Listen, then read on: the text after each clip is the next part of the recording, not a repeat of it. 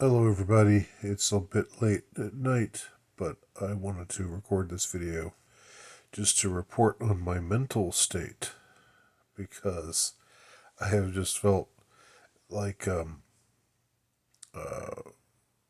of schizophrenic every ever since posting my latest article on Substack.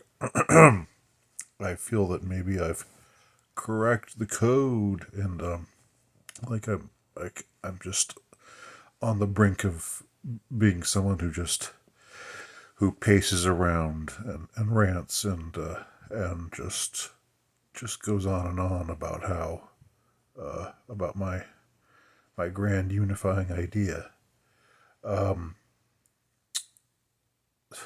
So not really an idea that is that's new to me. It's in fact it's one that I expressed a while ago, but never didn't really go into full elaboration on. It's one that I talked about, I guess, over a year ago, but it was just sort of a sliver of a thought at the time, and I didn't pursue it. But recently, I've gotten more impetus to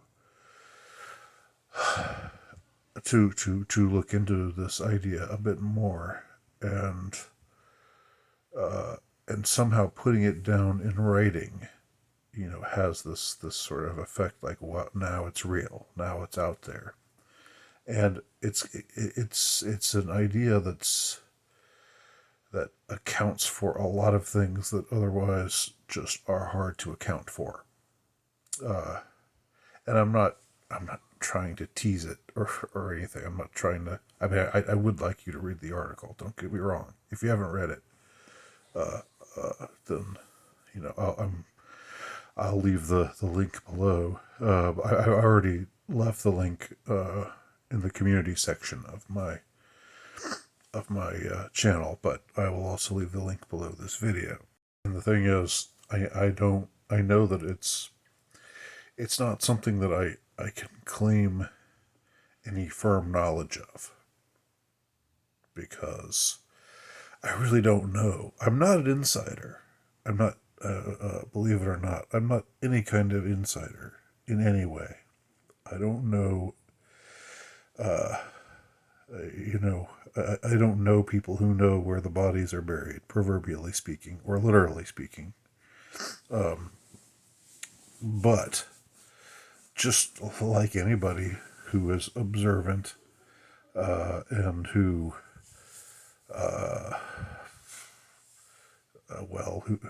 is observant, I guess. I was just trying to think of another way of saying observant. Somebody who notices things, somebody who sees what's going on. And the thing is that, like, a lot of YouTube, a lot of social media, a lot of dissident discussion is about what's going wrong, right? It's about how disgusting things are right now, and about how it's just reactive. It's like, this is going on and it's bad, and why won't somebody put a stop to it? And I try to avoid that kind of discussion, or that kind of reactive sort of material, because I don't think number one, it doesn't really get you anywhere, except it makes you just, it reinforces this sense of of impotence or learned helplessness. And I think a lot of people who do it. I've said before I don't like the word gaslighting, but I've thought of a couple of occasions where gaslighting is the correct word to use. I mean, it describes what's happening, even though I don't like the term because it's used. It's just one of those melodramatic terms that just gets tossed around too often. This hyper emotional sort of term. And another term that I don't like to use is grifter. It just seems like that's just what everybody slings out there. You're a grifter. Oh, this person is just a grifter. Everybody's a grifter. If you don't like what they're saying, they're a grifter. I do suspect, however, that there is a certain grift to a lot of this kind of reactive sort of material. There's, it's sort of like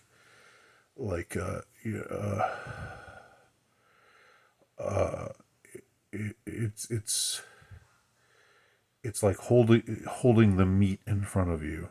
Like if you're a hungry animal, it's like holding the meat in front of you and saying you're about, like you're behind those bars, but you're going to get a chance to have this meat, but it's just out of your grasp, just out of your jaws grasp, and you're chomping at the bit. You want that meat that's being held out to you, but it's always just being held just a little bit tantalizingly your beyond your grasp, beyond the grasp of your jaw, beyond your ability. You'll never taste it, right? They hold it just far away from you to make you think they're going to give it to you, and then they don't. What they give you is just something that just keeps you forever keyed up, keeps you forever incensed. In this state of mind that is like great things are about to happen. It's all about to go down, man. Nothing can stop what's coming. Does it sound familiar? I think so. A lot of it's just about like, ooh, doesn't this make you angry? Ooh, doesn't that make you angry? And and it does seem like it's a gimmick. It's something that that just keeps you in an unhealthy state of mind, and keeps you coming back for more because you think this time you're really finally going to get it. You're really finally going to get to taste that meat, but you never do. I think it's way more important. It's way more significant to ask why are these things being allowed to happen now? Not, not so much about the what, but more about the why. And of course, why questions are more speculative. You know, admittedly,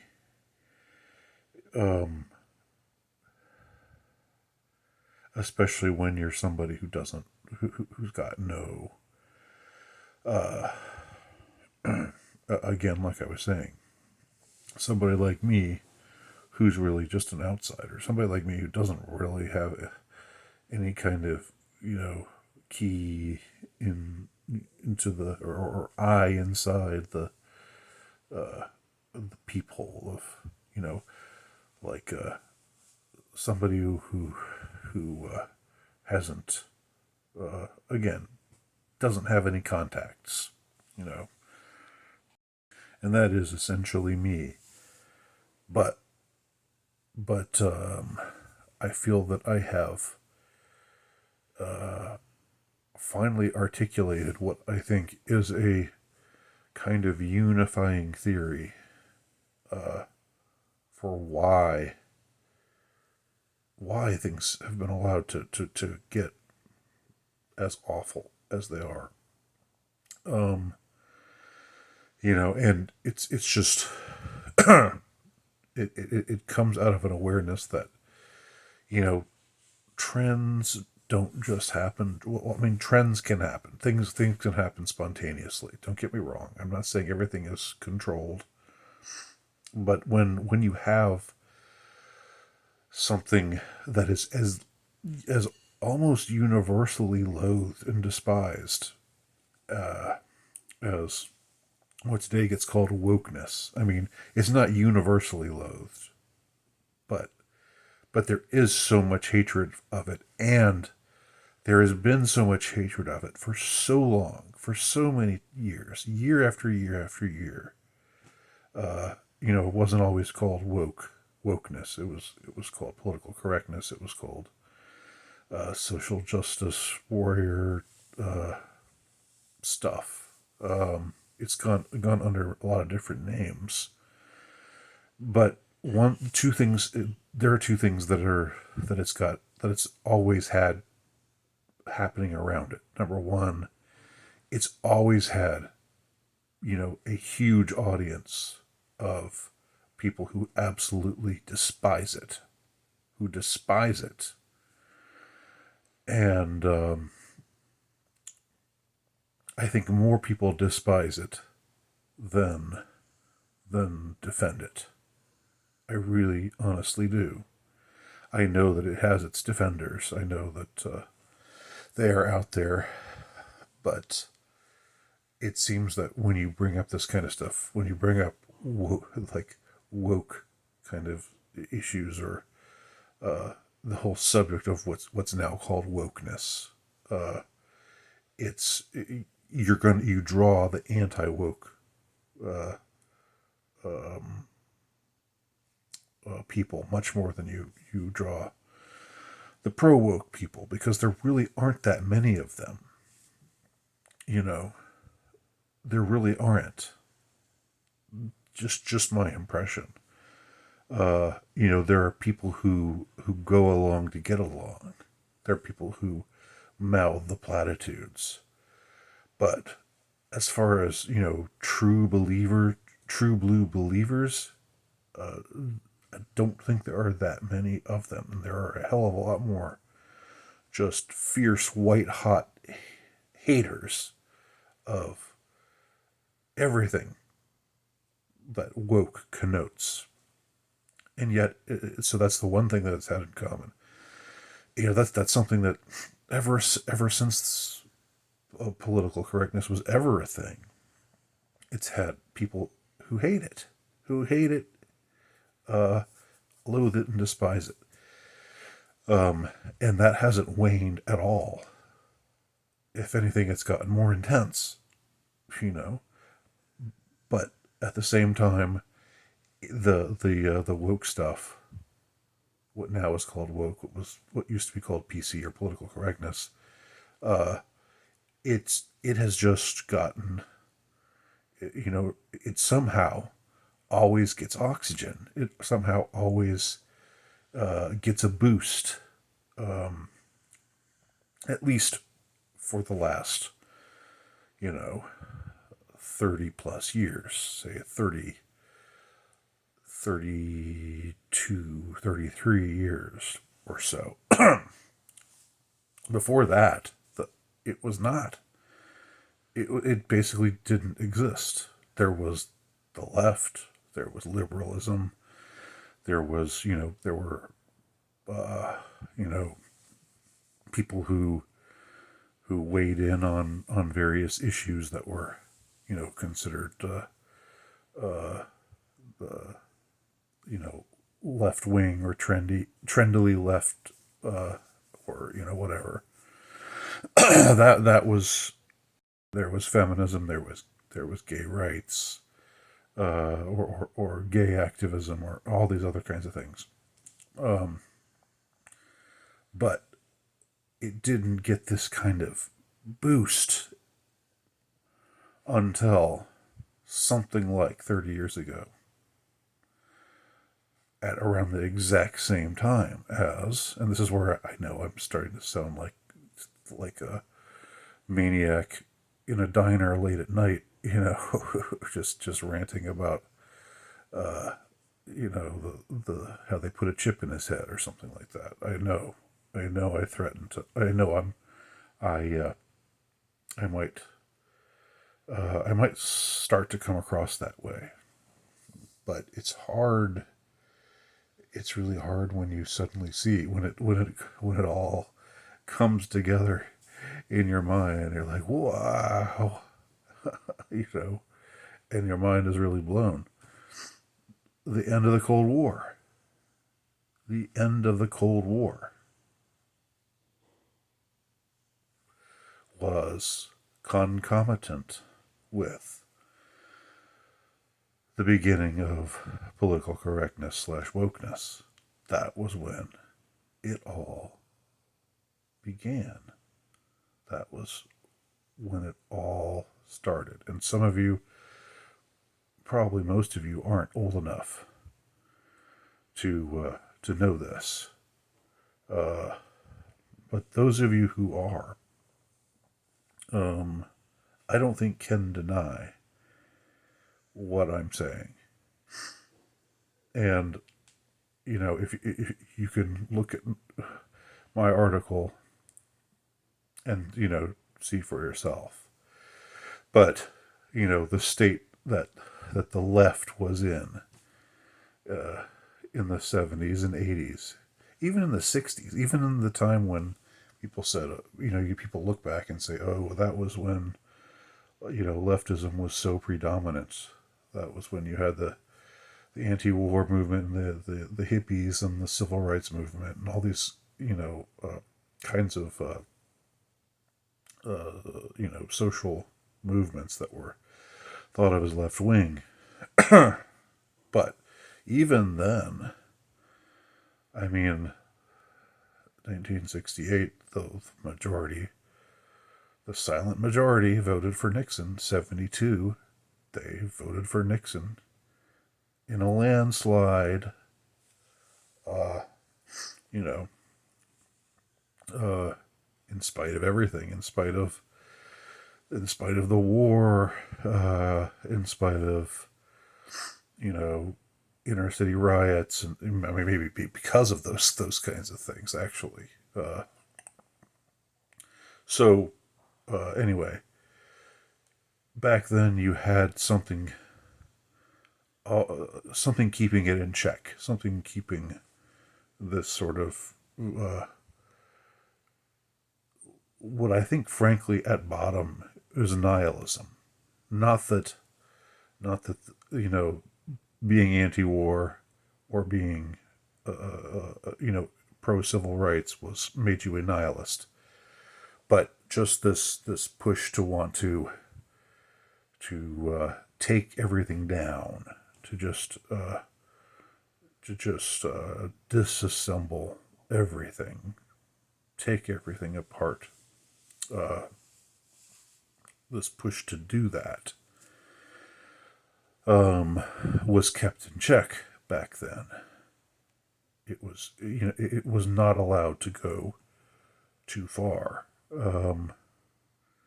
because again,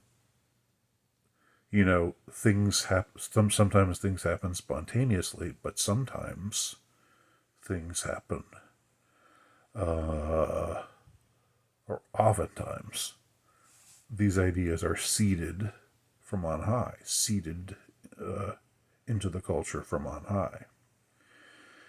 And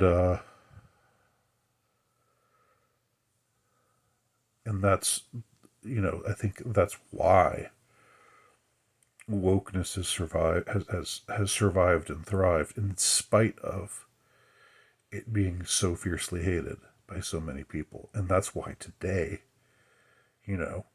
it's somehow considered controversial to say drag queen shows for kids is a really, really bad idea.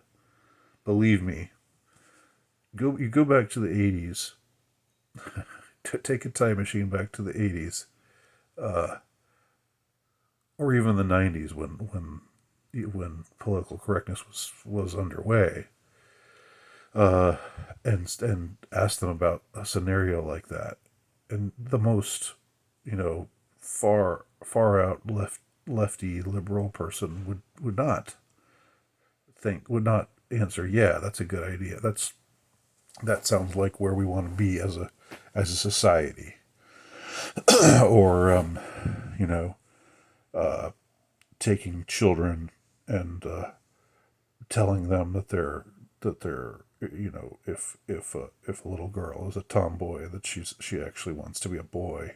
And if I don't know, if a little boy is not the most masculine little boy in the world, likes ballet or something instead of football, telling him, well, you really must be you're really deep down, you identify as a girl. That must be what's going on with you, and give you we need to give you hormone pills, and we need to mutilate your body to change you.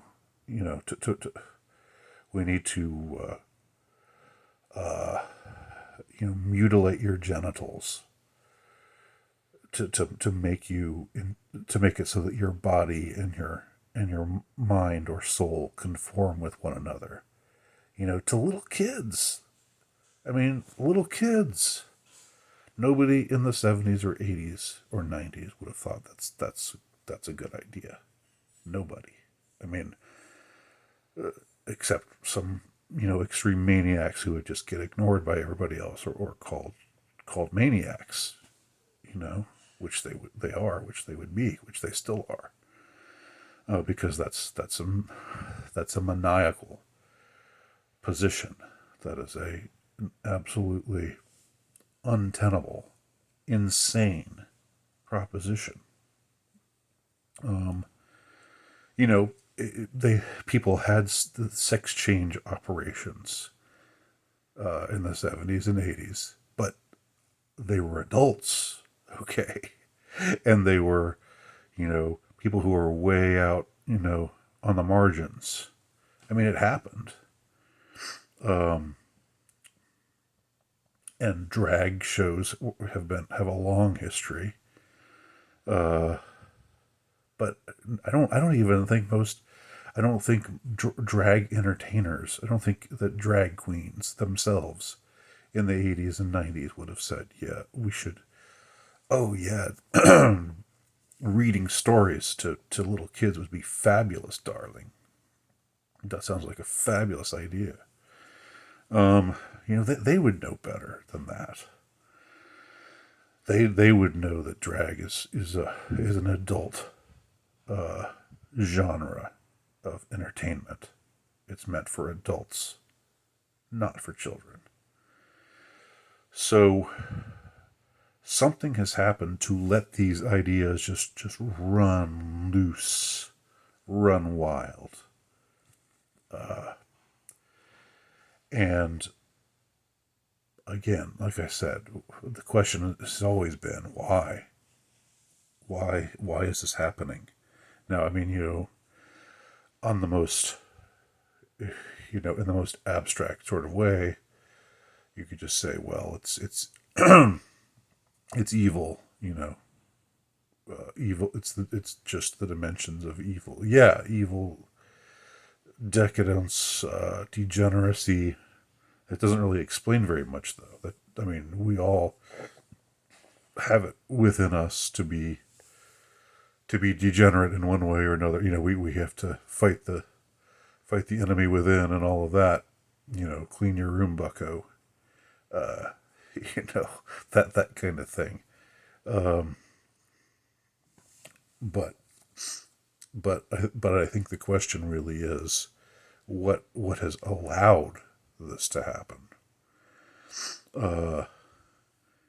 And again, my ideas are in that article, which you can see below. But it's something I've talked about before. It's something I've alluded to before. So So it's not like a new thing, but somehow I feel differently about it now that it's actually in print.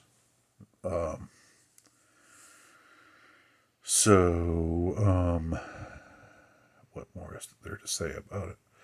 I guess I just wanted to release some of the schizophrenic energy that I'm feeling right now. Some of the just the this feeling of I don't, maybe I'm wrong. Maybe I'm wrong, but and about about the cause. And by the way, those who would say that the cause is them being reductive, or that the real that I'm misidentifying it, misidentifying the cause. I'm not saying there aren't other forces out there that also have, the same agenda, maybe for different reasons, but this, as far as, you know, occupying positions of power within the intelligence services, within the military, within the military industrial complex, and the intelligence apparati, and so forth. You know, that's what infiltration is. Infiltration is destroying a culture from within. That's the definition, I think, of infiltration, is to penetrate to the heart of something, of a society, of a culture, and to to ruin things, to spoil things from within. But again, a huge, if you're going to argue against me, a huge thing that you have to contend with is, why did this all start? Why did political correctness start in the early 90s, with the concomitant with the end of the Cold War and the fall of communism? Why then? Why was that the flex point? And I'm not saying my idea is the only tenable one. I'm not saying that at all. I'm not, I'm not the fanatic that you may think I am, or that I may seem to be, or that I may feel like I am. I'm aware things are complicated, but this sure explains a lot. If it's true. So that's all I really wanted to say about it. And I think I've taken up enough of y'all's time. But read my article, see what you think, and I plan to write a lot more in this vein. I'm going to write a lot more, you know, for Substack. I'm going to write some pieces that really connect to this central idea. So, thanks for watching. And again, please do read my article and see what you think, and I'll talk to y'all soon.